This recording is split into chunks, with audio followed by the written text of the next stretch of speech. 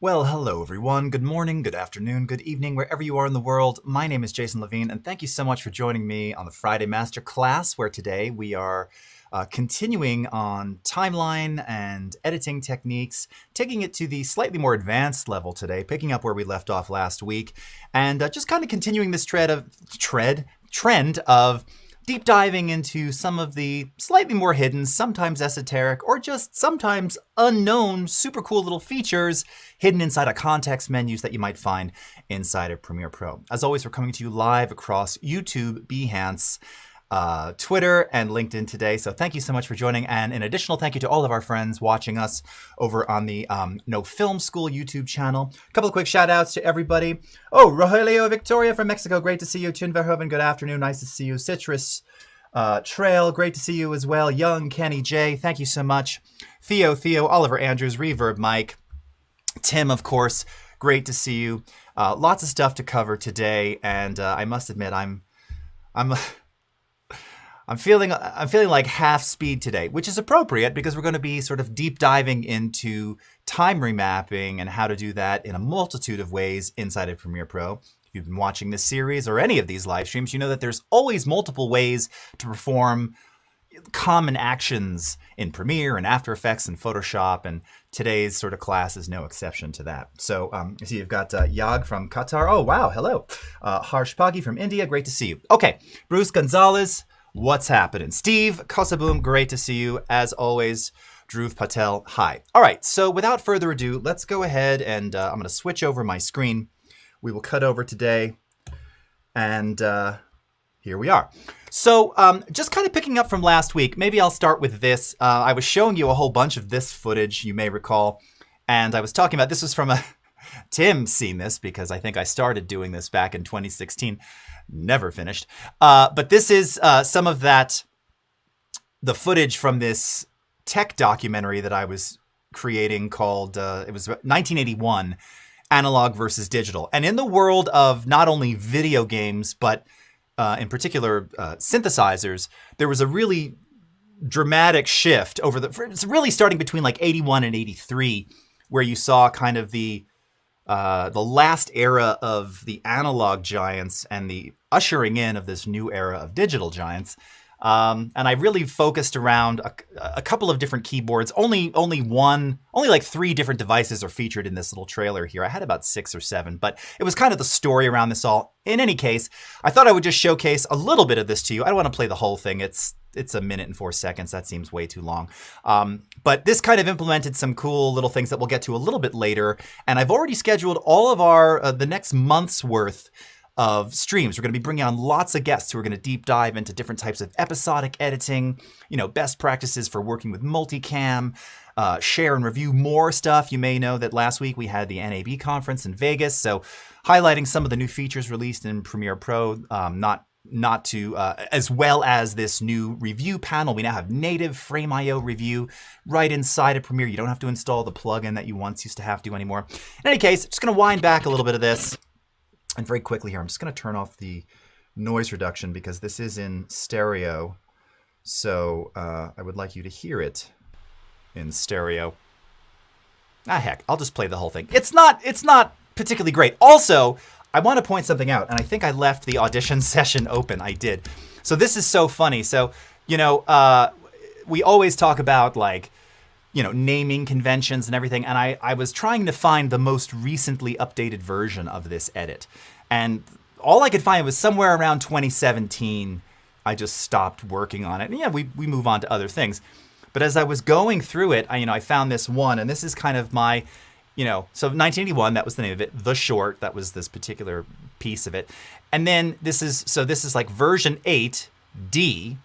And as I was looking through my folder structure, there's 8A, 8B, 8C, 8D, and that had 08DT. So I'm not even sure what that is, but unlike people who do the underscore final, underscore final, underscore final, final, I know better. I still do it. That's just the way it is. So anyway, all right, without further ado, and also what I was going to point out, so I won't play this in Audition, but if I pull up the video panel here, this is being dynamically linked into Audition. So it's a different cut. So there's a different grade, which you'll notice when I play this back for you, on the footage. So this one looks slightly more overall graded. The one that I'm going to show you in Premiere is not, and it's completely different. So again, I couldn't find the one. It doesn't matter. So you'll see a mix of graded and ungraded here. Let's actually go let's go full screen on this, and I'm going to take myself out and play it back for you.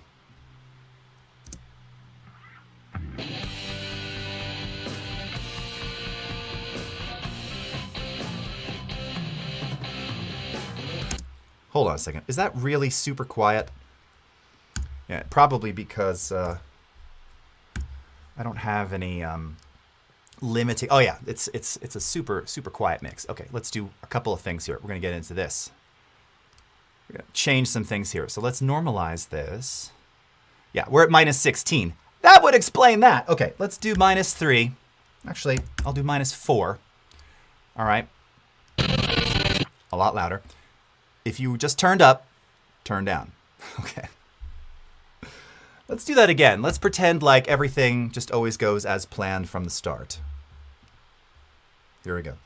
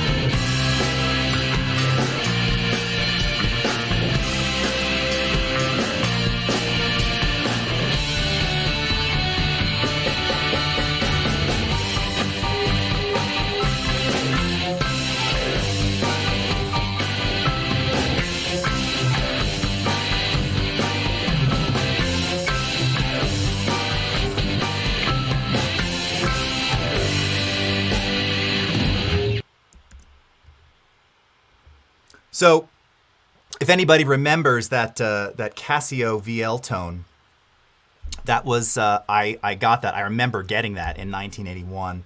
And, oh man, it was such a great device. Still have it, still works. I did try to take it apart and rebuild it at one point in the early 80s. Don't know why. I was just that kind of kid. Still works despite that. A couple of the LCD slots are sort of not so great. But anyway, in any case, that just kind of showcases, you know, some of the stuff we were talking about last week. I believe next week or the week after, we're going to get into some of these overlays and things. These, of course, were all created in After Effects. You know, this was dynamically linked. This is some earlier versions, some slightly unmodified versions of motion blur. You can kind of see it's not quite as smooth. I'd probably redo that now. But all of this created in After Effects, these little things like this. You know, some of these little light leak transitions, we're going to cover some of that today. Anyway, just kind of fun stuff, weird without all the grading in there. Again, I don't even know which version of it was that this one was, but anyway, kind of fun stuff. Okay, so moving on to where we're going to start today. So we're going to pick up kind of where we left off last week.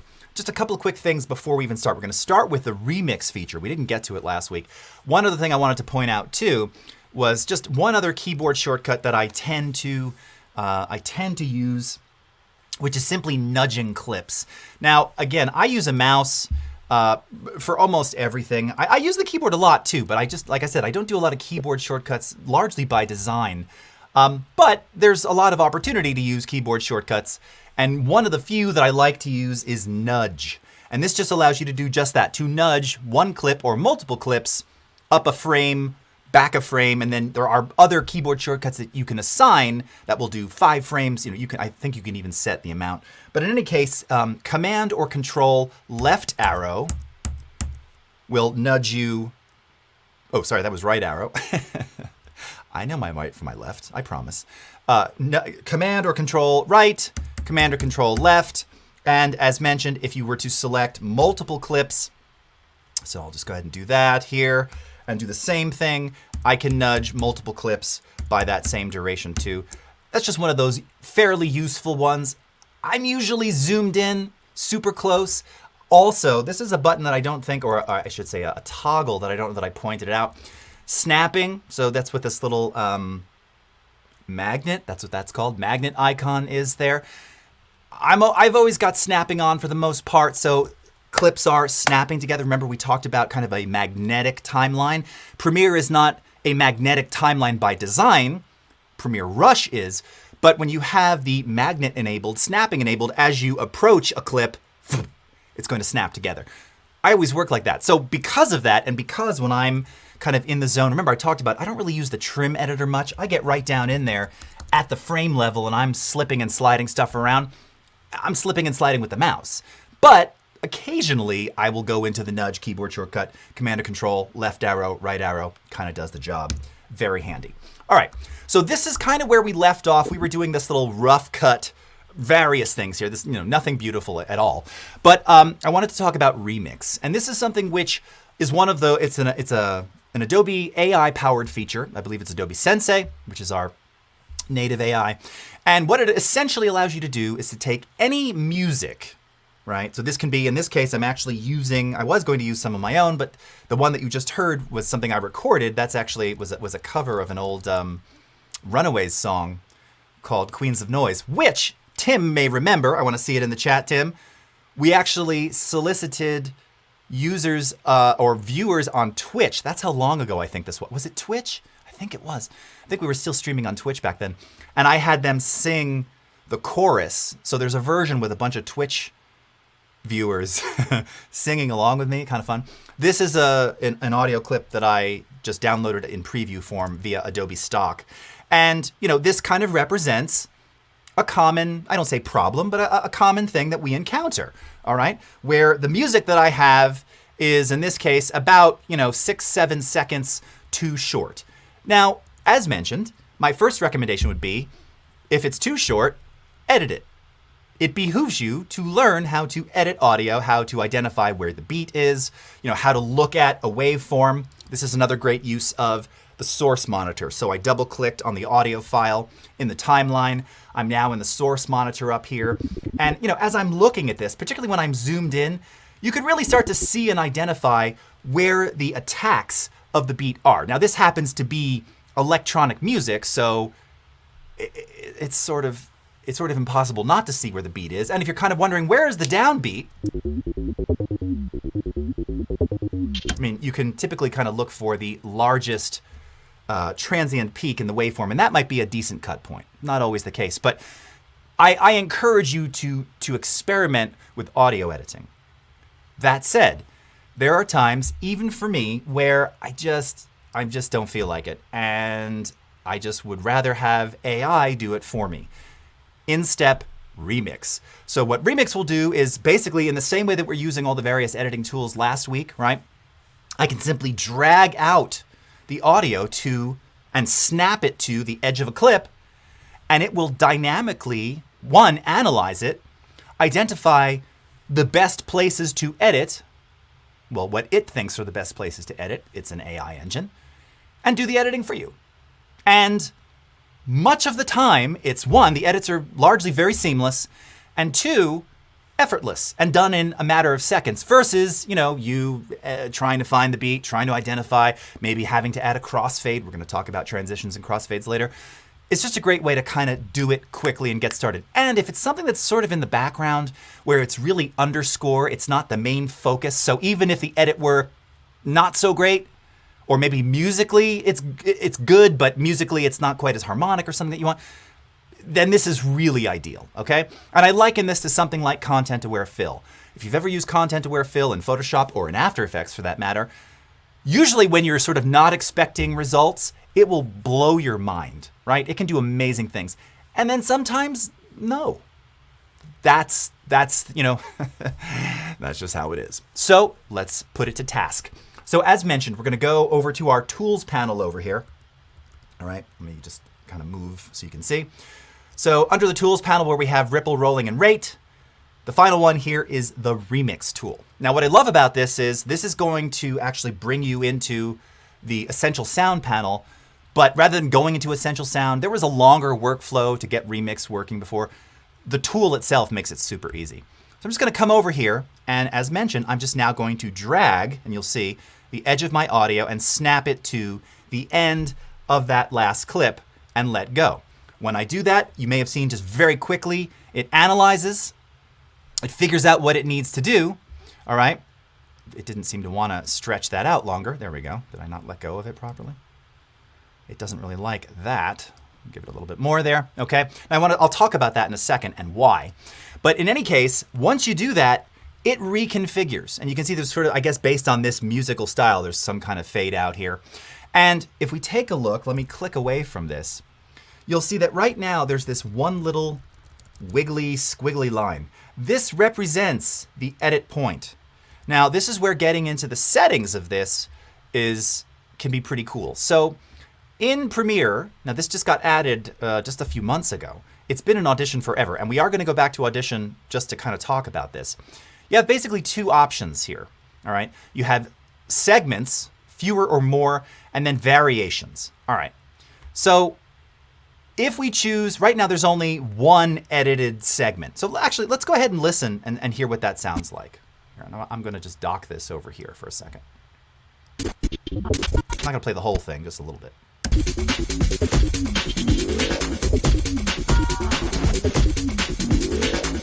The edit point is coming up.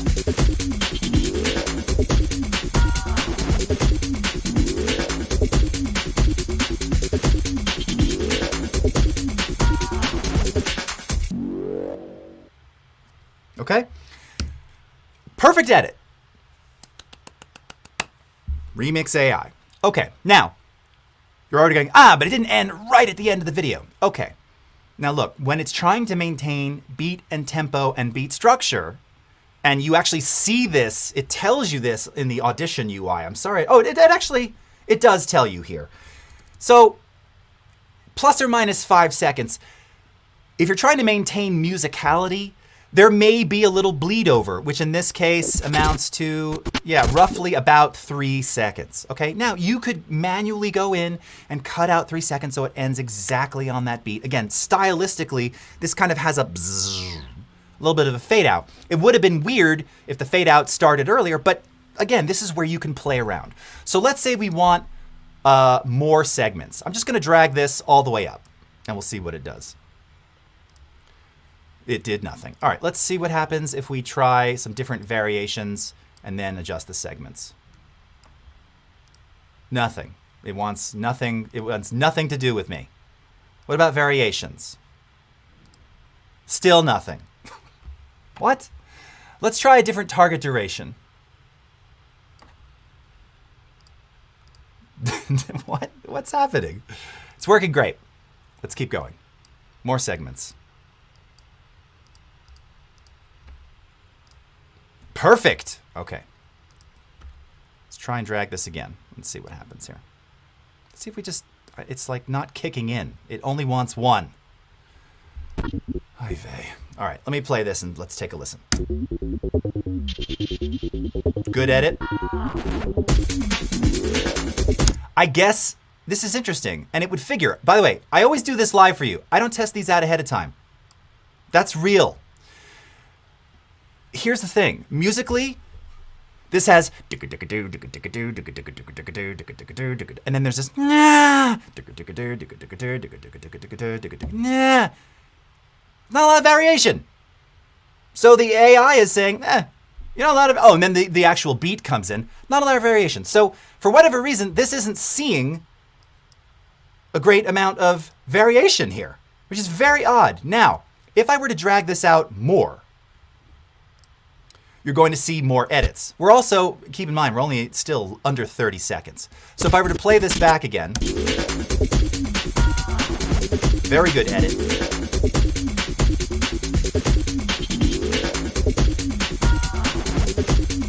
I mean, the edits are great, I gotta be honest. So some of it's going to be sort of dependent on the style. Now, as it turns out, I happen to bring in another piece of audio here. Or I thought I did. All right, let me go ahead and import it from the desktop. All right, so this is that Queens of Noise mix. Let's go ahead and drag this down. Okay, now this, perfect example, this one's way too long, right? So, no idea what this is going to sound like, but let's do the same thing. So we're taking it from a minute down to 25-ish seconds. Clip analysis. 3 edits. Just hear what they sound like. Good edit.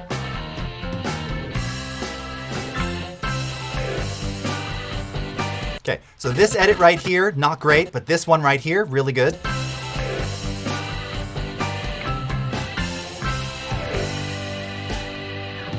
All right, and now, let's say if I do fewer segments, finally, okay. And notice what just happened. Because now it's using fewer segments, it also shrunk the duration. So now it actually ends sort of right at the end of the clip. And now there's only one edit here.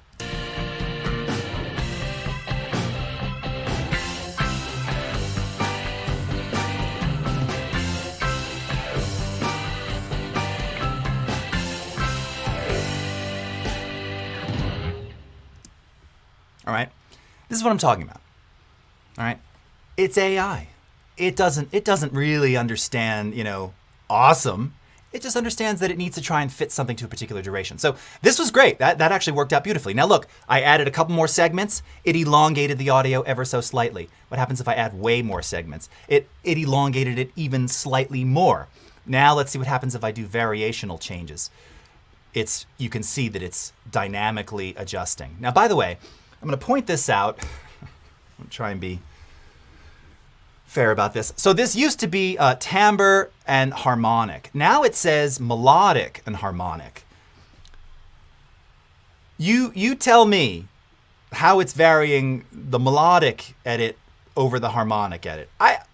I've yet to see how that affects either of those particular things.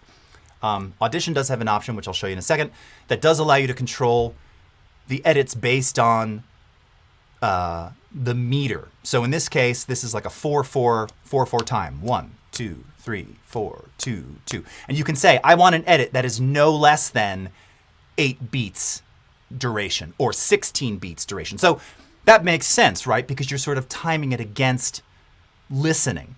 So in any case, let's see if we play this back. Let's hear what this sounds like with all these. Now we've got like 5 edits in here.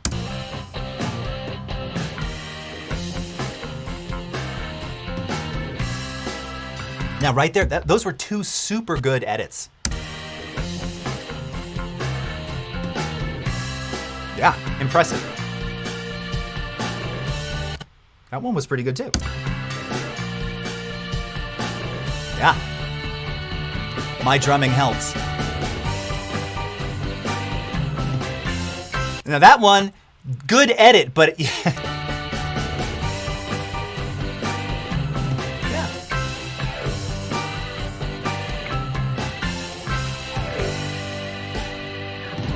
now that was actually great because it ended on a downbeat.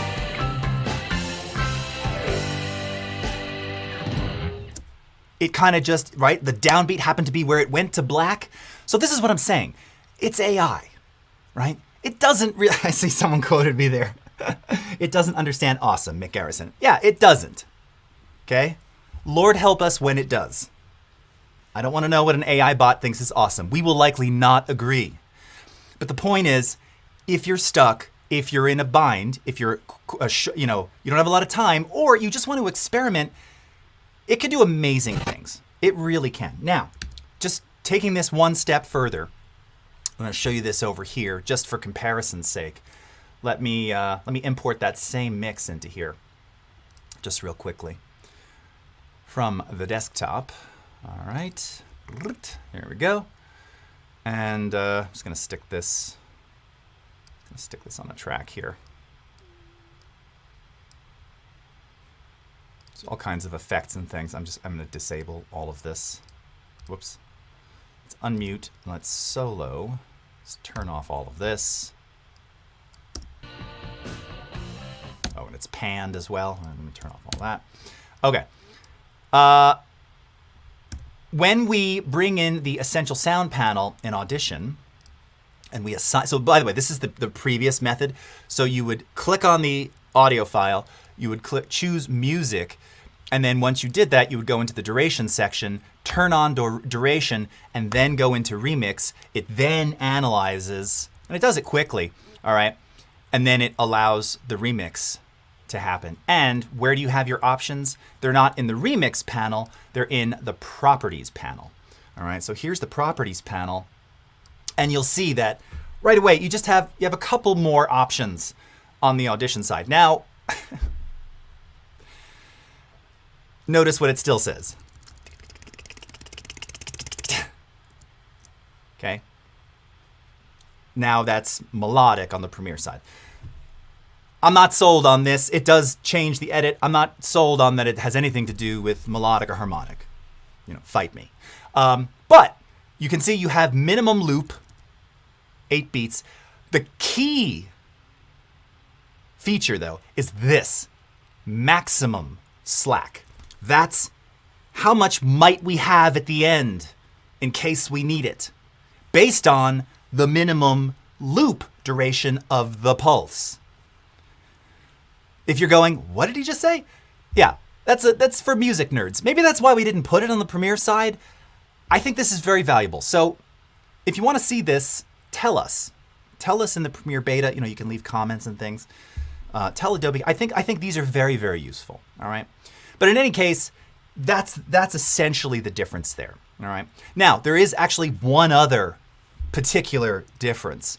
So let's say that I want this to be, we'll just make this, I'm gonna do, are we in bars and beats here? We are. Fine. I'm gonna just double the length of this. All right. I'll make it some fractional amount because doubling would be too easy. And let's add more segments. Okay.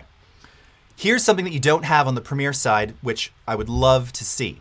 So once again, you can see the little squiggly lines. These are the edit points, right? Now you might be saying to yourself, that's super cool. I would love, because it's basically figuring out sections that you could theoretically use and edit together elsewhere. In Audition, by the way, you can also send something from Premiere Pro to Audition, including the entire sequence, right? If you want to do it that way. Under the Remix menu, you'll see that we have an option here to split remixed clip into segments. So what does that do? Well, when you're in Remix, the edits are totally dependent on, in this case, the Properties panel and Essential Sound. You can't otherwise move those without adjusting the sliders.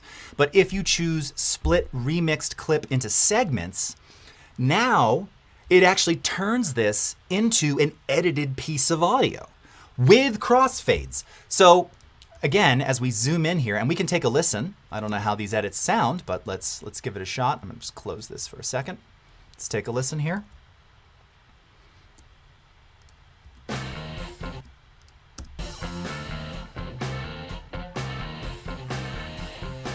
Not bad. All right, this one, let's see this edit. Good, this one. Good, all right. So you're going, okay, big deal. What did it do? Well, these are now, oh, sorry, it's grouped. We have to ungroup it, by the way. So let's ungroup the clips. It does that by design so that it moves all together. If you ungroup this, now each of these segments becomes their own little piece, which means that one, I can, further readjust. If you're taking a look at what's happening there, I can readjust any kind of crossfades. But now you have little sections that I can edit and move around. All right. So this is, again, it's just one more nice option to have.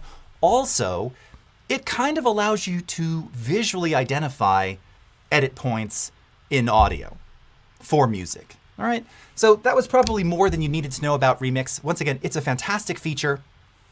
Super happy about it. Anthony Villa, Slack. Love it. Timbre. Is it AI or the T1000? I think it's T1000. I think you're right. What's up, Cody Bear? Sensei, it's a one-edit wonder. You are very funny. Bachik, how are you doing? Chun, I love editing on music. Remix is great when I'm in a hurry. Exactly. Agree. Vincent Schilling, I agree. Yes. What's up, Ashley? Did not know about the nudge. Can tell it will become one of my favorites. Totally. Nice, nice, nice. Yes. Oh, and Gabriel's asking also the full screen button, a highly must have for me, could be in the monitor window. Instead, yeah, I mean, you can change and modify all the various windows and panels across multiple monitors. We've been supporting that for quite some time. Very, very good. Okay. Nilesh, what's happening? Okay. Well, a lot of commentary over here. What's up? Okay. All right. So that's Remix. Done talking about it. Check it out. Again, if you want to see more on the Premiere side. Oh, one more thing. I'm not done talking about it. Liar. There's also Stretch. So if you want your audio to be the exact duration, you can choose Stretch. Now, what you may have noticed is when we did Remix down here, right, it doesn't affect pitch. It doesn't affect tempo. It's just recomposing based on edit points, right? If you choose Stretch instead of Remix, now you're working in absolute time. So what does that mean? It means that it's going to speed things up without changing pitch, but because of that, it's going to, or slow it down, depending upon, right? If it's too short, it'll have to slow it down to make it longer. So it's going to affect tempo. So just to like give you an example, let's play this back with Stretch implemented.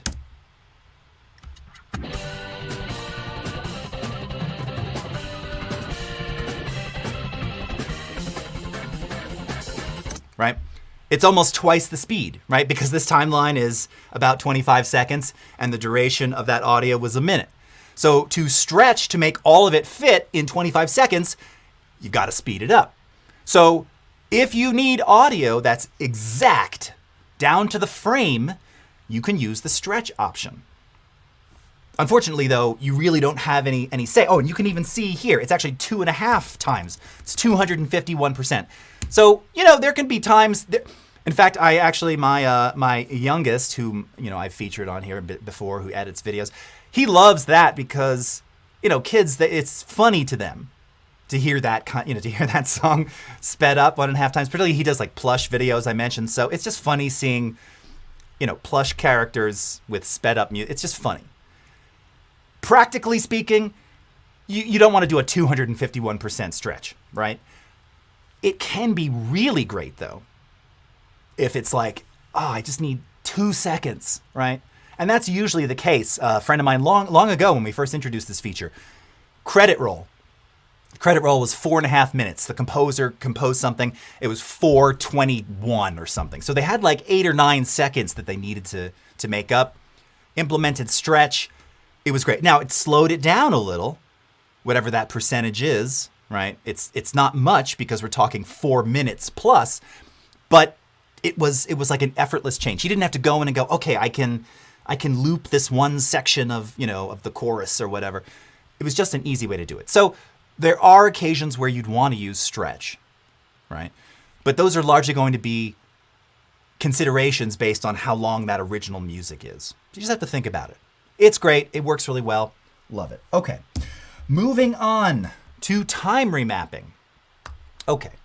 So what is time remapping? Well, essentially, we're talking, you know, slowing things up, slowing things down, speeding things up.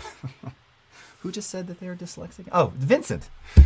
I think I've never been diagnosed, but I definitely reverse things all the time.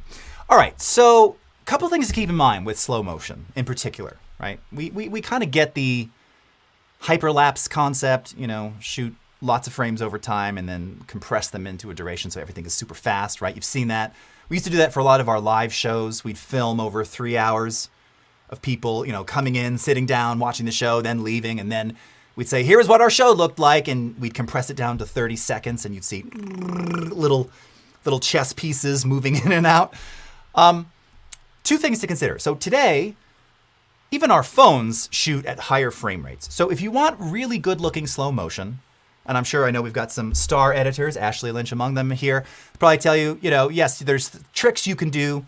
You know, if you're shooting 24 frame, there are some things you can do if you want to slow it down to make it look okay. But if you really want fluid, beautiful slow motion, the most effortless way to do that is to shoot at higher frame rates, right? So your phone, iPhone, Android phone, probably at a minimum shoots 60 frames per second, quite possibly 120. And again, iPhone 13, you've got 240 frames. I think it even does that now at 4K. I don't remember. I really don't use that much anymore. I'm not making that kind of video. It's fun, you know. I do it with my kids. Let's throw water. Water's fun, you know. Got a little waterfall out back. They love to film a waterfall and then slow it down. So it behooves you to have more frames, right? If you don't, you can still use slow motion time remapping, but keep in mind that it may or may not look quite as smooth. Now, last week we talked about some of the speed, duration, interpolation options: frame blending, frame sampling, and optical flow. Each one of those will produce a different result. And based on the type of media that you're capturing, one or more of those may give you a better result. Even if you were shooting at 24 and you have to slow it down, it can look pretty good, all right? And optical flow in particular is using a vector-based pixel-to-pixel slow motion technique. This is something that we've had in After Effects for a long time, right? Formerly, I think it was called pixel motion then. So when it's literally redrawing pixels, connecting the dots, it can look great, even if you didn't shoot at high frame rates. But you know, there are going to be some limitations. So let's start with something easy, all right? So I just made a sequence here, and it's important to point out, go into our view mode here, because this would be like my, you know, this is what I'm going to deliver to YouTube or something, right? So this is a 23976, all right. And by the way, you can see all the other content in here. Got two clips here. These were 60 frames, all right? These are 720p. So these were shot on a Canon 7D 1,000 years ago. Then I've got some 120 frame content. I love how you're actually seeing the actual realized frame rate. Even slight variances. I mean, these are all iPhone. You can see this. This is interpreted as 239.88, 239.89, 240.52. Very interesting. Let's go with the hairdryer one. Or not really the piano one. A hairdryer one. Okay, we'll start here. So I'm going to take this 240 frame per second video and put it inside of my 24 frame timeline. Now, when I do that, this is another one of those really good, you know, not everybody likes error messages and things, but this is a super informative one. The clip does not match the sequence settings. Do you want to change it to match? No, I want to keep the existing settings. Okay, so when I do that, we don't need the sound here, and I go ahead and just play this back. Take a sip of coffee here. Actually, I'll turn this on for just a second. This is real time. You can see me moving the hairdryer there. Looking at this, this has got to be a while ago. My hair was so dark. It actually doesn't look too different as I look across. I'm not trying to be narcissistic here, but you know. Anyway, all right. So how do we slow this down? This is 240 frames. Okay, as mentioned, lots of ways to do it. Now, last week I showed you, if we go back into our tools panel here, we have the rate stretch tool, right? So this is an easy way, without thinking about it, I can grab the rate stretch tool and I can just drag this out and extend the duration. And it will automatically apply a 46.8% speed adjustment so that when I play this back now, you know, not my best hair day, but it's clearly slow-mo. And the default now is to also have the audio follow the video. And we can do even more of this. We can slow it down even more. All right. Now we're at like 38. Let's go to like 20, 35-ish percent, 31%. Normally with 240, you know, you want about 25. I mean, you can go slower, but about 25% down. Okay, now we can turn off the sound.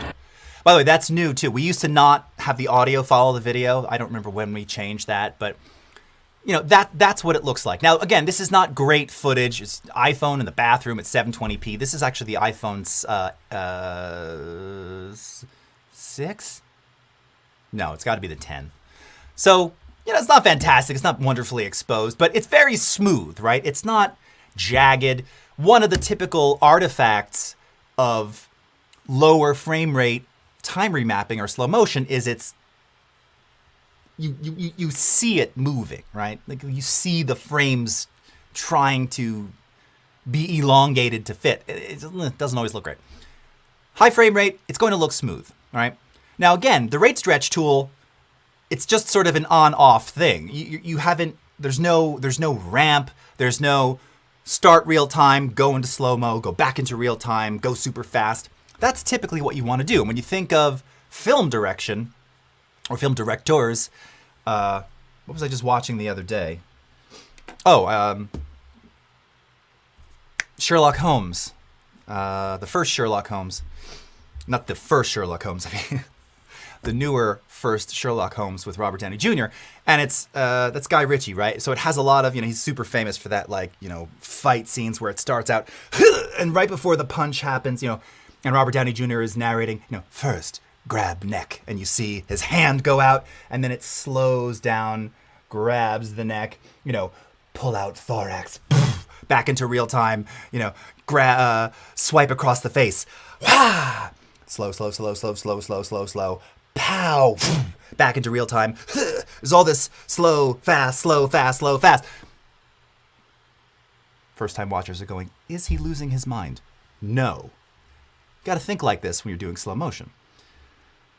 You can't do that with the rate stretch tool. So how would you do that? Okay. First of all, let's just go back. Lots of ways to do time remapping. Let's go back into speed duration here. We're going to go back to just 100%. All right, now remember, we talked about this. This is also where you'll find things like reverse speed, maintain audio pitch, ripple editing, and then your time interpolation methods, okay? So back to normal here. All right. If you want to have ramps, so as we just discussed, you want to do that, start off real time, go into slow-mo, back to real time, super fast, change it over time, you can do that right in the timeline. And you do that by right-click, control-clicking on the effects badge that you see right here, which by default, that white line across the top of your video, right, that's your opacity. You've probably done opacity keyframes, so you can do a fade out right on the clip, right, without doing transitions. This is also where you can do time remapping. And when you go into time remapping speed, right, now it takes the video display away, but now this is going to allow you to effectively draw the curve of how you want to apply the motion, all right? So I'm just gonna keep it zoomed in for a minute so you can see what I'm doing. So I'm gonna hold down the Command key to set a keyframe, all right? And when I do that, right away, you're gonna see that we have these little handles. Now I can pull these handles apart. This can represent the ramp, right? So sometimes stylistically, maybe you want the speed changes to be immediate. Maybe you want it to gradually go into a slow-mo or gradually go back into a real time. Again, that's an editorial choice. And I'm simply going to drag the line. And as I do that, you'll see, okay, now we're going to 25%. Okay? And if I click on those handles, now I can adjust the smoothness of that ramp, the curvature of that ramp, all right? I can also change the duration of that ramp. We have a similar function in Rush. This is a little bit more detailed. I actually like the implementation that we have in Rush a little better, okay? So it starts real time, and here, all right? Starts real time, and then goes into slow, super slow, eyebrows raise. Okay, now, not a lot happening in this scene. I'm gonna hit Command again, set another keyframe. Now let's go into a little bit faster, right?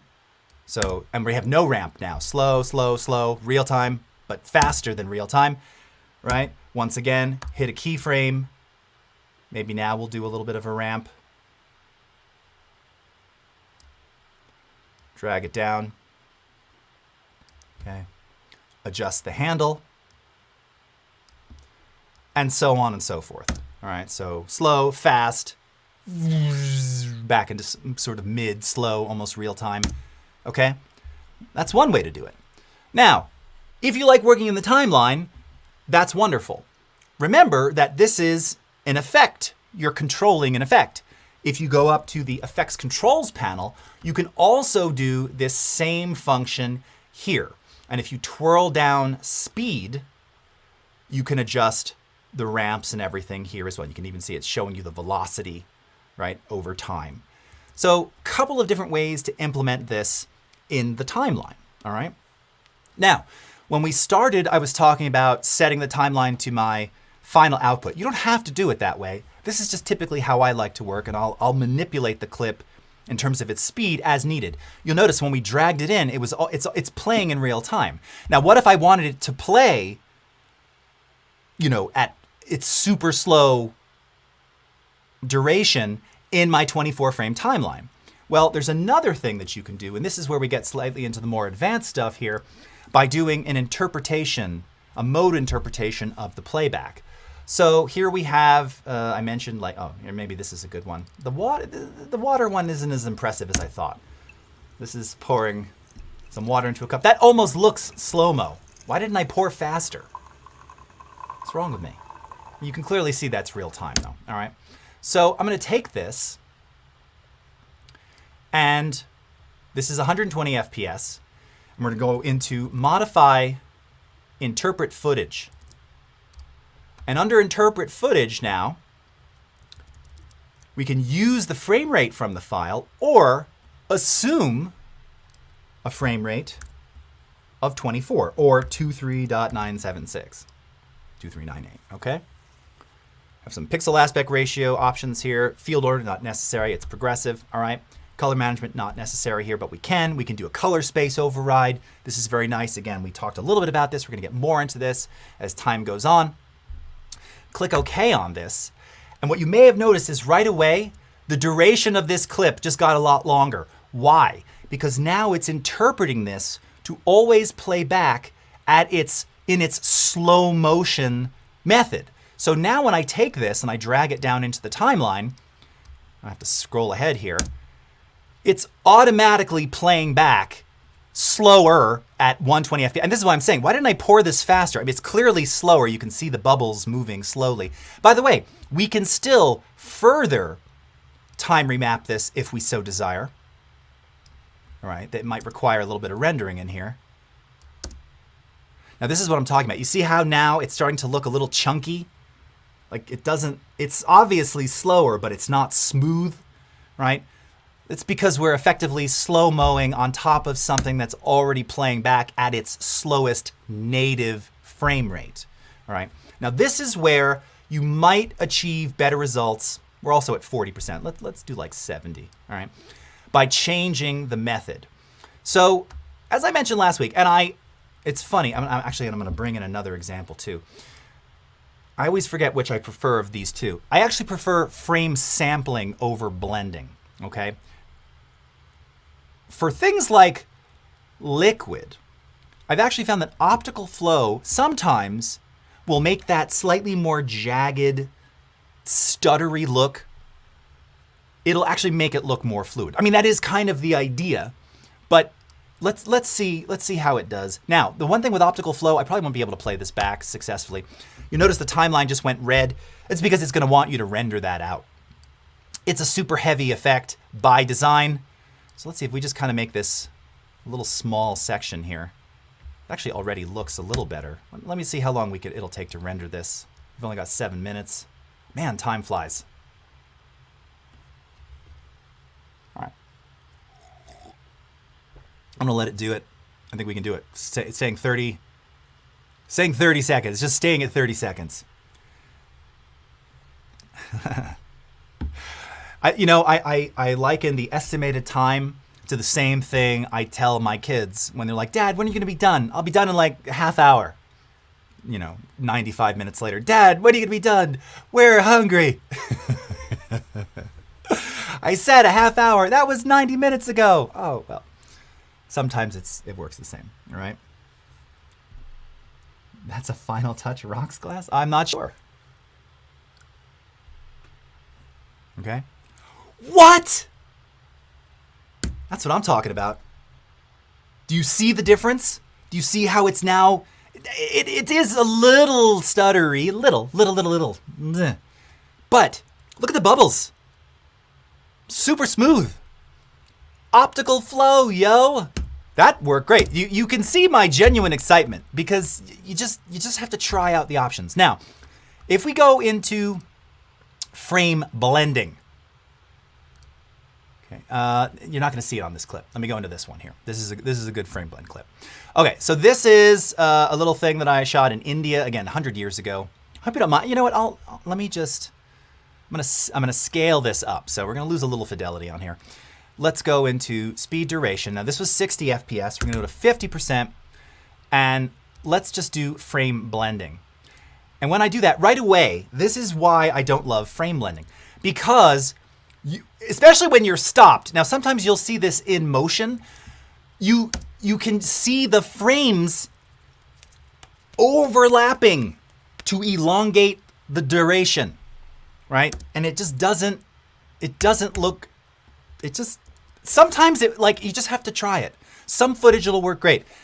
Generally speaking, I don't use that one. If we go back and we go into frame sampling, even stopped just right away, right? You're not seeing that. So, and this one, it works a little better. Now, actually that looks great and it's not very stuttery. So it just depends.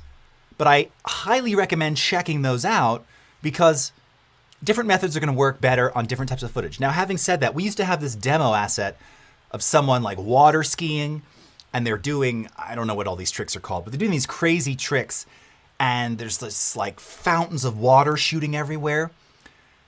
It looked amazing with frame sampling. When we went into optical flow, because it's sort of drawing pixel to pixel, you had water that started looking like vectorized illustration.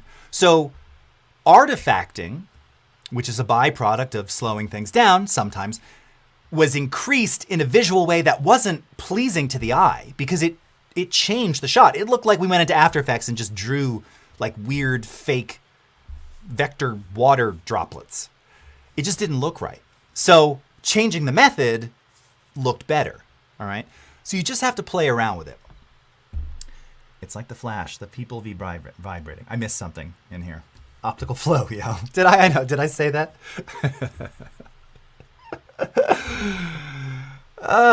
Bruce, did he say yo? Yeah, I mean, I was around when Yo MTV Raps was around, you know? It's in my vernacular. It's just in there. It's good stuff.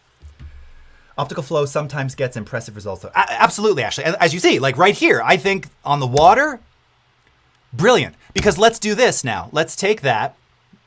I'll give you a couple more seconds. All right. Did I change it already? Yeah, I changed it to frame blending. I mean, it's okay on frame blending. If I put it back to optical flow, will it keep the render? It does. It's so much smoother. That's optical flow. Look at the bubbles. It's making me thirsty. Let's go back to frame sample or frame blend or whatever. Neither of those look good. Let's do frame blend. It's stuttery, right? You can hear it, although bubbles don't sound like that, but it feels like I'm running out of So try out different methods. There's no way I'm getting to all the things I want to talk about today. We're going to tease a little bit of this, and we're going to do more of this next week when we get into telling the story with the edit and more transitions. Just real quickly, talking about transitions. If you're unfamiliar, a transition is a way to move from one clip to another, usually completely different scenes. Let's mute this, right? And without, and there's lots of different ways to transition. You can put footage over top of it, B-roll, so that you don't see like a weird jump cut, especially if it's like documentary style or interview and the person's head shifted and you want to cover that up. Now, we do have something called morph cut, which will smooth motion of head movement. We're going to cover some of this next week. Typically, though, you can also use some of the more standard things like dissolves. And if you go under video transitions, these are some of your most standard. Obviously, the cross dissolve being the most standard here. Oh, and in fact, here, let me just shave some of this up so I can show you a decent cross dissolve. All right, I simply take the clip, drag it over top of the video like this. God, I have 2 minutes here. All right. and it dissolves between the two. All right, the point I'm going to get to make before we have to go, this will typically, by default, create what's called a symmetrical transition. But sometimes you want to fade the adjacent clip in sooner or fade out the other clip at a different rate. So if you hold down Shift and Command, this will allow you to do an asymmetrical transition, right? So by default, if I grab the handles, it's moving the same side to side. If I hold down Shift and Command or Shift and Control on Windows, I can do asymmetrical transitions, okay? Another common one you often see is like dip to white or dip to black. This was really popular a couple of years ago, especially in like the DSLR boom. So a lot of YouTube videos where you'd have that, you know, flash to white. Typically I'll do that as like one frame, right? Transitions, lots of methods there. We also have Essential Graphics, the Essential Graphics panel, where you can search for graphical transitions. So these can be things like, you know, any one of these that you see here, where you're using some kind of graphical element to just move between your footage, all right? No set standard on how these are meant to look. I don't know why these aren't playing back. They should be. We're going to cover more of this next week, but friends, that's all the time we have. So until then, thank you so much for watching. Stay tuned for the Daily Creative Challenge, and we will see you again next week with more. This was a weird stream today. Thank you so much, everybody. Take care. Bye-bye.